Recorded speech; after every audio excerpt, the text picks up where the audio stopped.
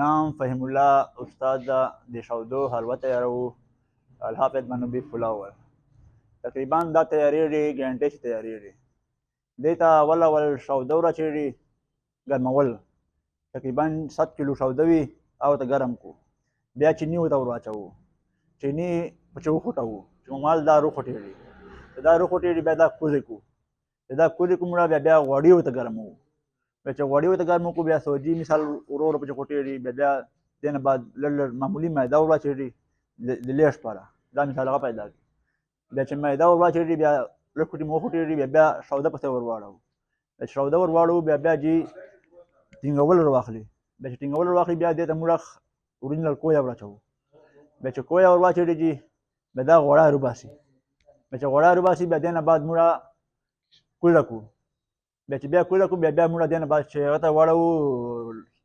دیګړي ته کناله بالټۍ ته بیا موږ پاس ملایي په واچوو اصیله ملایي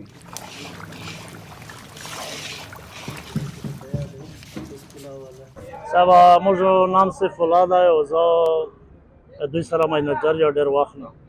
تقریبا 14-15 سال مې کېږي دا سپینه حلوا چې کومه ده ډي خان کې شته نه موږ سره ملاویږي او ډېره زبردسته ده خلک یې ډېر صفت کوي او خلک یې ډېر خوښوي او لکه مثال ګرمي کښې خو نه وي خو په ژمي باندې سردي باندې وي